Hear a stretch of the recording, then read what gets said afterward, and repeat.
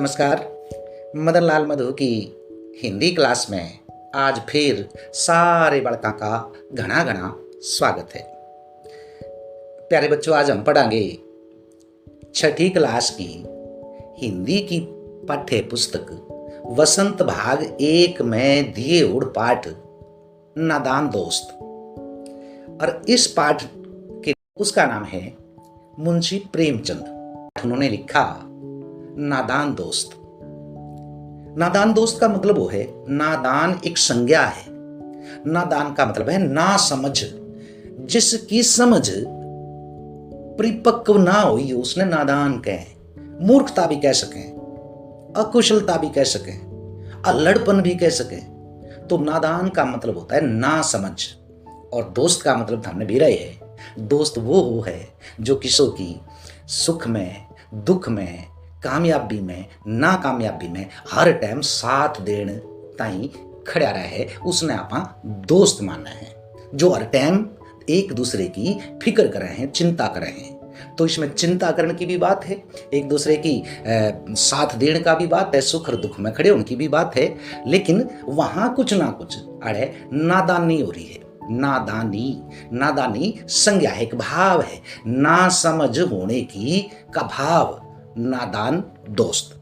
तो पहले आप अपनी माँ बोली में, अपनी भाषा में इस पाठ की स्टोरी ने, इसके सार में समझेंगे। और यह है कि इस पाठ में बालका के, छोटे छोटे बालका के मन में उठन वाली जो भावनाएं हैं, जो सहज सवाल हैं, उनका वर्णन मुंशी प्रेमचंद ने कराया है। तो इस पाठ के जो पात्र हैं वह 2 छोटे बालक हैं और दोनों बहन भाई हैं। जो भाई है उसका नाम केशव है, वो बड़ा है, और जो बहन है उसका नाम श्यामा है और वह केशव से छोटी है। तो केशव और श्यामा उनके जहां रहे थे, जिस घर में, उस घर के दीवार पे एक कार्निश थी। कार्निश जैसे कुछ धरणताई ऊंचे से पे एक छज्जा सा काट दिया करें, उसने कार्निश कहा है। और उस कार्निश पे कुछ सामान धरण खातर वो कार्निश बनाया करें हैं घर में। तो वो कार्निश लकड़ी हुई थी। तो उस कार्निश पे एक चिड़िया ने अंडे दे रखे थे और दोनों बहन भाई चिड़िया के अंडा के बारे में जानताई घने उत्सुक थे। जिज्ञासा उनके मन में पैदा हो रही थी, जिज्ञासा का मन जानने की इच्छा ने। तो ये अंडे, क्योंकि उनका कद छोटा था, केशव का, श्यामा का, वह उन्हें दिक्कत थे ही नहीं, ऊंचाई पे थे, कारण ऊंची थी। तो वह रोज करके उठ दे और उठ दे कारणस के शामी आंख मलदे मलदे पहुंच जाते और उस चिड़िया ने बैठे उड़ने आंदे जाते ने वह देखन लग जाते। और इतने उनके देखने में इतने वह खो जाते कि उन्हें रोटी खाने ताई की, नाश्ता करने की भी याद ना रहती। और उनके मन में यह सवाल अक्सर उठा करे थे कि अंडे कितने होंगे और कितने बड़े बड़े होंगे, उनमें तो बच्चे कद निकलेंगे। उनके मन में इन सवालों का जवाब जानने की घनी इच्छा थी। और उनके माँ बाप ने तो टाइम था ही कौन। उनके माँ बाप आप अपने कामों में व्यस्त रहते, उनके सवालों का जवाब देने का की फुर्सत उनके माता पिता ने थी कौन। तो दोनों बहन भाई आपस में सवाल जवाब कर दे और आपस में संतुष्ट हो जाते। तो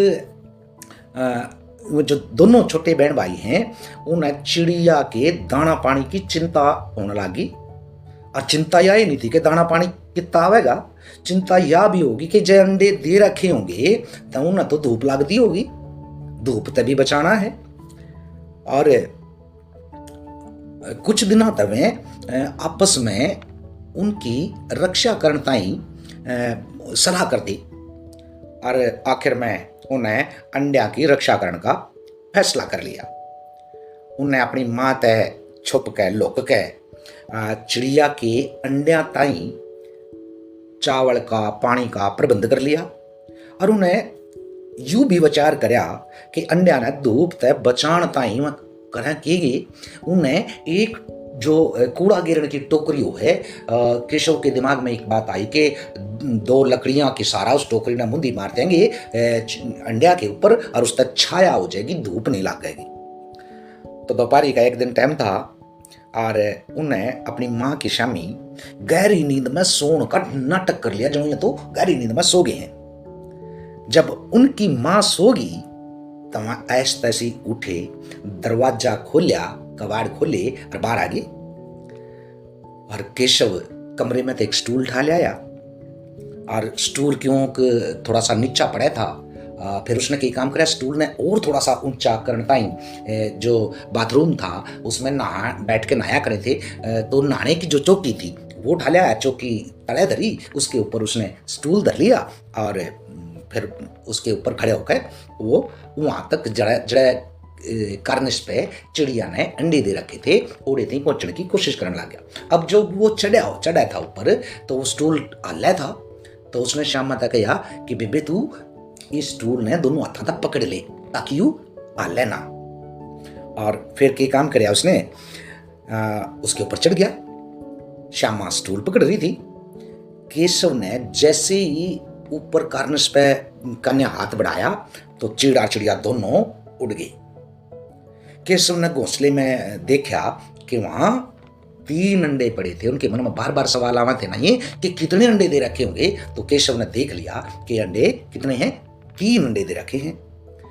और केशव ने श्यामा कह के एक जो चीथड़िया की एक गद्दी सी बनाई कपड़िया की, और वह गद्दी उस पर धर दी। उनके दिमाग में छोटे बालक थे, ना समझ थे कि ये जो तिणकियां था बनाया हुआ इनका हलना है, इसलिए अंडिया का ये चुभते होंगे। तो उसके नीचे गद्देदार सी उन्होंने कपड़े की वो बनाई और वो धर दिए उसके नीचे, उसके ऊपर उसने अंडे रख दिए। अब और उससे गद्दी के धोरे उसने चावल रख दिए थोड़ी सी, और थोड़ा उसने पानी रख दिया एक प्याली में, और अंडिया ने ढक के वो तला उतर आया। इब श्यामा ने भी न्यू चाव था कि मैं भी देखूंगी, तो उसने अपने भाई तक कहा, भी भाई तू तला उतर लिया, मना ऊपर चढ़ा, स्टूल ना पकड़, मैं भी देखूंगी। पर केशव ने उसको धमका दिया कि ना तू छोटी है बे, तू रहने दे। तो उसने देखना ना दिए। उसने जिद भी करी कि वह भी देखेगी, अंडे देखना चाहे है, पर उसने ना चढ़ने दिया उस ताई। और फिर पाछे थे केशव ने सारा सामान उड़ाई रख दिया जिड़े थे ठाया था। उसे टाइम माँ की नींद खुल गई, और माँ ने देखा कि केशव और श्यामा धूप में इन तो आंडन लग रहे हैं। तो उसने दोनों हाथ फटकारा, डांट पिलाई कि तुम धूप में केकरो उतारता सुवाया था कि धूप में बाहर नहीं निकलना है, बड़का के धूप लाग जगह है। और उन तक यार फटकार दिया, मैं फिरते अपनी जगह पे आके सो गई। सांझ के टाइम श्यामा ने जब उठी और देखा कि अंडे तो तड़े पड़े हैं, टूटे बिखरे। केशव भी उड़ाया गया, और एक तरफ टूटे हुए अंडे पड़े थे, और दूसरे काना वह जो पानी की प्याली कटोरी उसने धरी थी वह भी तड़ाई पड़ी है। और बड़ी दुखी हुई देख के। इतनी देर में माँ भी उड़ाई आ गई। श्यामा ने माँ से बता दिया कि माँ चिड़िया के अंडे टूटे पड़े हैं, और माँ तय शिकायत कर दी कि केशव ने अंडे छेड़े थे। माँ ने बताया गुस्सा हुई कि जब कोई आदमी चिड़िया के अंडिया का हाथ लगा दे है, छू ले है उन्हें, ते चिड़िया उन्हें सेवा को ना सेना एक क्रिया होता है जो अंडों से बच्चे निकालने की एक प्रक्रिया है।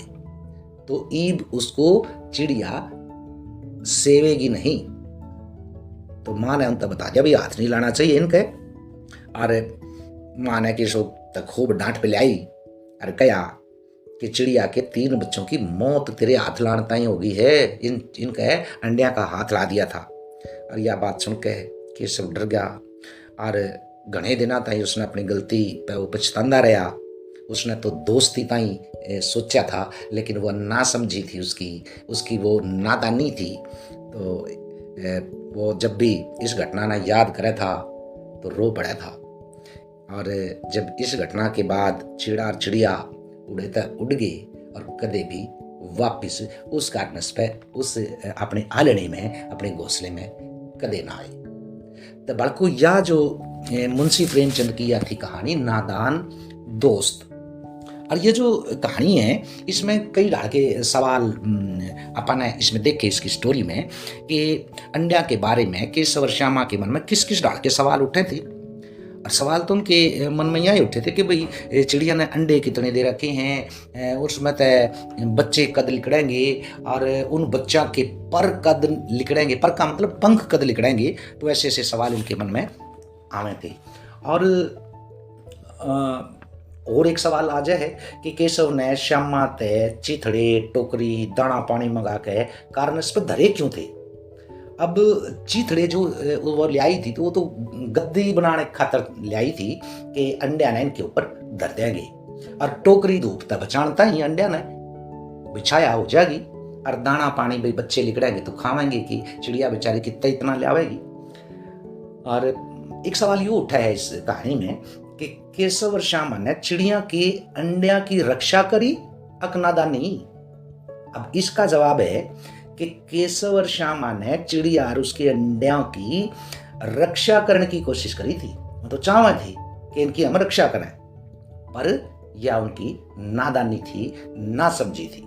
उन्हें पता ही को ना था, बेरा ना था कि कोई यदि आदमी चिड़िया के अंडा ने अपने हाथ तक छू ले है तो चिड़िया उन्हें सेती नहीं है। तो यूं एक कारण था कि आदमी के हाथ लागे पाछे चिड़िया ने अपने जो अंडे दे रखे थे उनको तलाए गिरा दिया और वह टूट गए थे।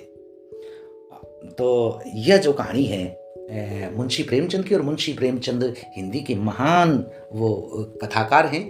तो प्यारे बच्चों, ये नादान दोस्त, उन्होंने चिड़िया के अंडों से दोस्ती हो गई थी, चिड़िया से दोस्ती हो गई थी, बच्चों से दोस्ती हो गई थी, लेकिन वो नादान दोस्त वो उसके बन करके रह गए।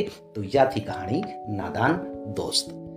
उम्मीद है कि सारे बच्चों को इस कहानी का जो कथ्य है अपनी मातृभाषा में, अपनी माँ बोली में, इसकी का जो सार है इस कहानी का वो समझ में आ गया होगा। और अब हम हिंदी भाषा शिक्षण के अंतर्गत शुद्ध हिंदी में इसका सस्वर वाचन करते हुए इस कहानी को फिर से पढ़ते हैं। तो सारे बच्चों का स्वागत है कि हम हिंदी शिक्षण के अंतर्गत इसको शुद्ध हिंदी में इसका वाचन करेंगे। आज के लिए इतना ही। सभी बच्चों का बहुत बहुत धन्यवाद।